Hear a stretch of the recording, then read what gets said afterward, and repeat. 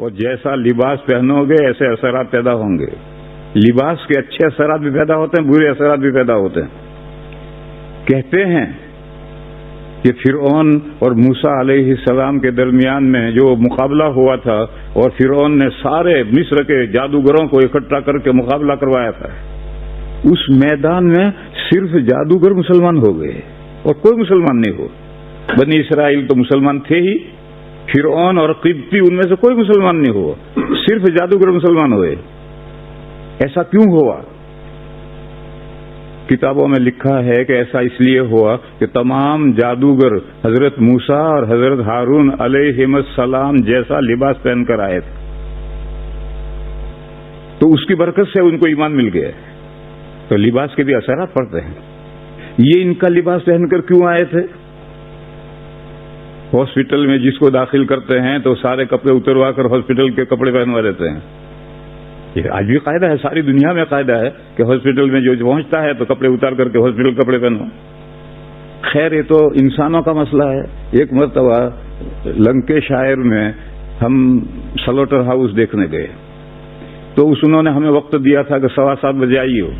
تو ہم بولٹن سے گئے، برف پڑ رہی تھی اور سخت سردی تھی، ونٹر کا زمانہ تھا. ہم 6:45 بجے پہنچے تو سلوٹر ہاؤس بند ہے.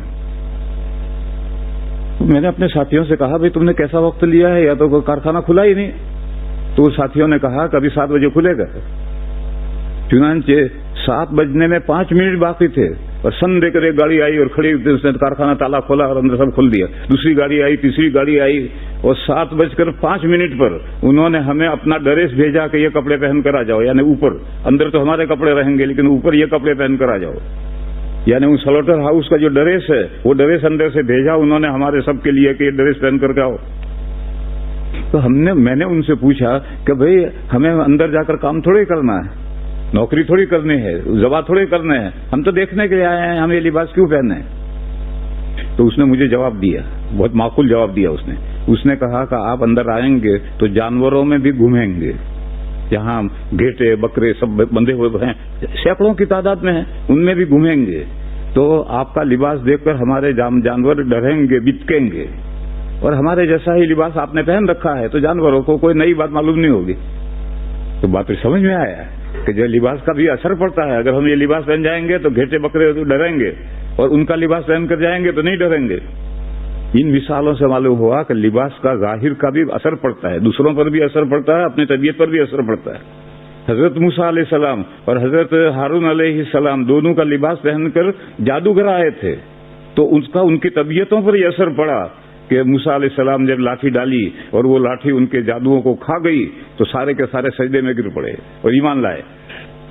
تو خود اپنے طبیعت پر بھی اثر پڑتا ہے اور دوسروں پر، جانوروں پر بھی اثر پڑتا ہے، تو دوسرے انسانوں پر کیوں اثر نہیں پڑے گا؟ اس لیے میرے بھائیوں، اسلامی لباس پہن کر مسجد میں آیا کرو. جاب پر جب جاتے ہو تو تمہیں جو لباس پہننا ہو پہنو، لیکن مسجد میں اللہ کے گھر میں آؤ تو نیک بندوں کا لباس پہن کر آؤ. اس کا طبیعتوں پر اثر پڑے گا، عبادت کرنے میں جی لگے گا.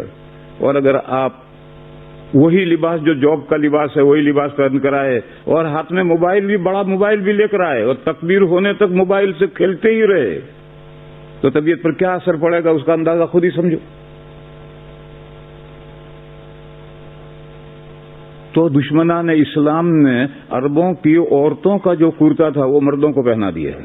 آج عربوں کے جتنے کرتے ہیں یہ مردوں کے کرتے نہیں ہیں، یہ سب عرب عورتوں کے کرتے ہیں جو عرب مردوں نے پہن لیے. مردوں کا کرتا کیا ہے؟ ایک حدیث شریف سنو.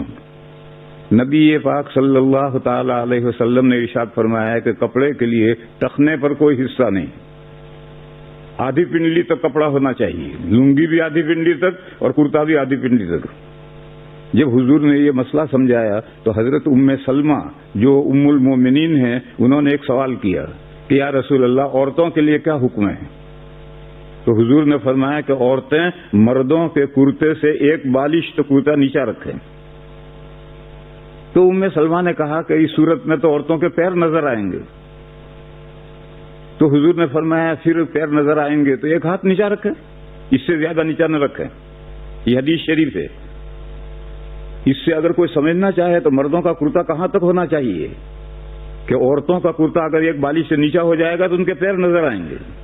آج عرب جو کرتے پہنتے ہیں، اب سوچو کہ وہ مردوں کے کرتے ہیں عورتوں کے کرتے ہیں؟ یہ تو عرب عورتوں کے کرتے ہیں. یہ دشمنان اسلام نے اس کو مردوں کے کرتے بنا دیے. اور جب عورتوں کی چوڑیاں مردوں کے ہاتھوں میں پہنا دو گے تو مردوں کے مزاج میں بزدلی آ ہی جائے گی. اب ہم لوگ حدیثیں تو جانتے نہیں ہیں. عرب جو کریں اسی کو ہم سنت سمجھتے ہیں کہ یہ کرتا جو ٹخنے تک ہے یہ سنت کا کرتا ہے. یہ سنت کرتا نہیں ہے، تو عرب عورتوں کا کرتا ہے.